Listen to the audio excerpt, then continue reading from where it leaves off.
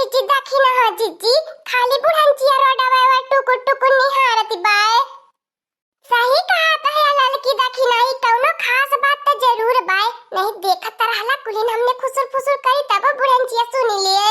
हाँ हो हमार बड़की जीजी देखत हूँ हमने यही ठाड़ बाटी अब बूढ़ा काहे कौने दुनिया में हराई बाटी हम लोगन के नहीं देखती है इनी।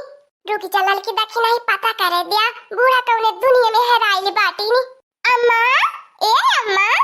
अम्मा हो कहाँ बुढ़ंचिया हराई भी नहीं बोलती है। बूढ़ा ए बूढ़ा बुढ़ंचिया जा हमार बड़की जिज्जी लागत है बूढ़ा कनो से बहिरी हो गई नी अखियों से अंधी हो गई नी। बढ़िया भाल दखिना जिज्जी बड़की जिज्जी भगवान जाने हमें का मन का मुराद सुनी ले हमें पूरा कर दे हमें है कान का बहिर बनाई के आंखें की अंधी बनाई के ये हमार बड़की जिज्जी अब ना बुढ़िया कुछ देखी न बोली अब हमने का राज बाय राज।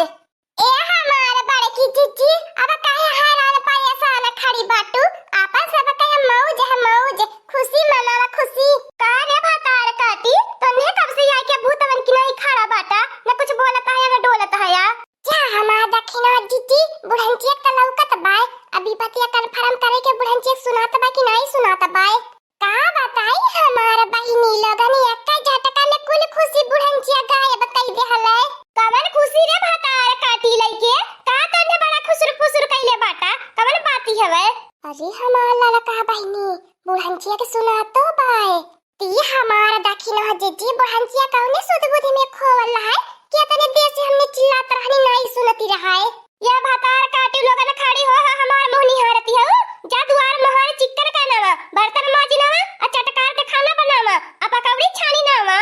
आ घरा में से तनकी नहीं की चार पांच की कुर्सियां बाहर कायदा कुल्ही ने पीछवा वाला जौन कमरवा बाय ओके कुल्ही ने झाड़ू पोछा लगाए के चिकन कानावा का हो हमार दखिना चीची अपने घर के हम मेहमान हो तब का हमें के नहीं मालूम हमें का मालूम ललका बहनी जहां तू तहां हमें कैसे पता रही अपने घर के हम मेहमान हो तब पूछा ही हमार दखिना चीची बूढ़ा से पूछा की है बताए हे ललका बहनी इतना हमारी हिम्मत नहीं पाए बुढ़ंची अब कपट के हमारी के धैली हम नहीं पूछब तू है पूछे को पूछ लिया करे भातार काटी लइके तोने बताउला नहीं तन्हन के नैहरस के है आवत बा काय आले तू जान है हमार बड़की जिज्जी हमन के नैहर से के हमन के आने आवत अब भला तू है ना बताई ते आउते और हमार बड़की जिज्जी हमें के नैहरे खातिर ना तक इतना इंतजाम बुढ़ंचिया कइले बा बुढ़ंचिया के खास मेहमान आवत बाए को भातार काटी लोगन तहां लगन कब से पंचायत करती हो एक जुट होई के खुसुर फुसुर जवन कहाई को हमसे कहा आ जाए के फट से काम पे लग जा नहीं तो हम जानत है कि नहीं। अच्छा ये हमारी अम्मा ई तो बताए दे आवत के अपने घर बाए का करबा तन्ने जान के कि घर के आवत बाए तन्हन के काम कइले से मतलब जा कुलीन काम करा जे घर आई तो देखबे करबा कुलीन मारे नी दिमाग खराब कई के धाई देनी भातार काटी लोगन हां नहीं तो आज हम इतना खुश रहनी है तने किले कुल मरनी हमार मुंह चौपट कई के धाई देहनी फोनवा तो हमारे बच्चा लोगन घर से निकली नी तबाई कईनी कि अम्मा घर से निकली गईनी अब बहन तक तिरईनी नहीं आज ये बहनी लोगन फोन मिलावे के ढंग होत ते अपने बिटियन के तुरंत फोन लगाई के हाल खबर ले लेत कहां ले पहुंचलू बच्चा लोगन ऐसे बैठ के नहीं टुकुर टुकुर निहारे के परत अरे हमारा बच्चा लगन तहां लगन आई गईला तहां लगन कितने देख के हमारे सूप भर के करेज होई गए गोड़ धरत है अम्मा खुश रहा हमारा बच्चा खुश रहा हमारा लाला जी अच्छा तारे रहा दूध ना पूतो फाला तो कोनो चीज के घट्टी नहीं होए तारे अम्मा कुल आशीर्वाद वाती दिए के त नहीं भी हम खातिर बचाई के रखले रहबी जा हमारा बच्चा लगन ई कवन बात तहां लगन कहा त बाटा तहां लगन खातिर त हम जिए त बाटी हमारी जिंदगी भर का आशीर्वाद तहां लगन खातिर बाय तहां लगन के साथे बाय आवा बैठा बच्चा लगन काहे खड़ी बाटू ई तो तहां लगन के आपन घर बाय कहां कौने पराए घरे आल बाटा ए मोटा कानवा दखिना ही ललकी जल्दी से कुली नाश्ता पानी लेके आवा जल्दी से ठीक हमारी अम्मा आई गन बाटी रुकी जता लकी ए हमार बच्चा लोगन आइले गइलन तहां लोगन के कोनो तकलीफ त नहीं भयल ना हमारी अम्मा कोनो तकलीफ ही नहीं भयल झट से बस पकड़नी फट से आई गईनी अब तो हमारी अम्मा रहा 4-6 महीना लिए ती अच्छा ललकी दखिना ही बुढ़ंचिया की है खास मेहमानी बाटी हमने के दिमागवा हले दौड़ल काहे नहीं कि बुढ़ंचिया खाली अपनी बिटियन खातिर मारैले ए भौजी लोगन भैया के राखी बांधे आयल बाटी ते चंपा बसंती या त नहीं आगवे के कहले तहल लगन के आवे के मुंह उठाई के चली परलू ई नहीं के रक्षाबंधन के दिने आई 5 रुपया का राखी लेके आइल बाटू 500 का साड़ी लेवे 500 में कहां सोच रहल मुंह में दखिना जिज्जी यहां लगे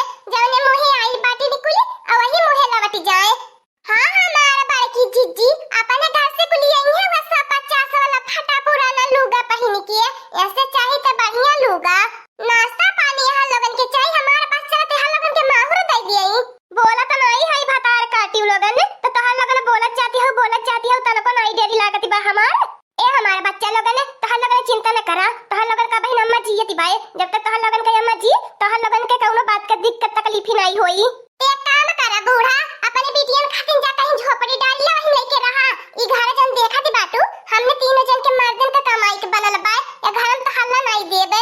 का रे भाजी लोगन, जब से मैं आयल हूं तब से तन्ने बोली बोलत है, ताना मारत बाटा। बतावा तन्नो है अपने ऐसा नहीं हरवा जाबा अच्छा बंधन के दीना तन्नन का भाव जाइए, तन्नन के संगरिया ऐसे करिए, तन्नन के कितना नीक लागी।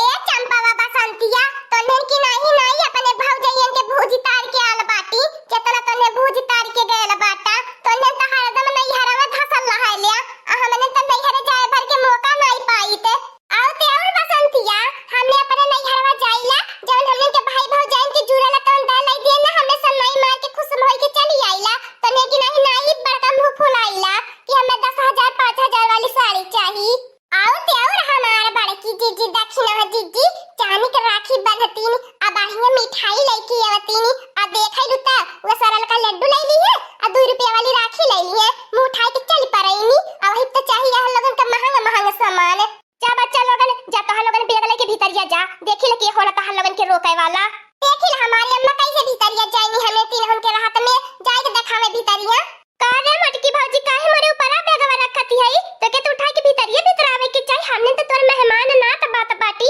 अब कौनो नंदी पंदी नहीं बाटी। अब तनी भातार काटी लोगन घर में हाली के देखावा, तो हम लोगन के टंगरिया तोड़ी देबे।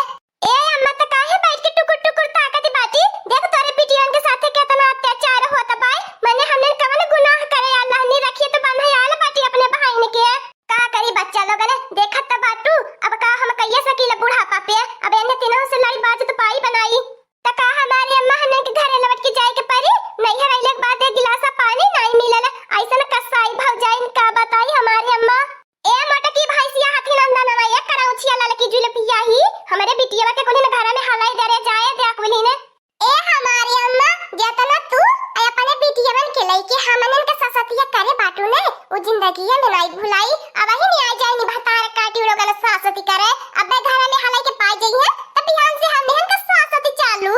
का रे मटर का नवाई कवन सुलूक करती है हमारे बहनियन के साथे।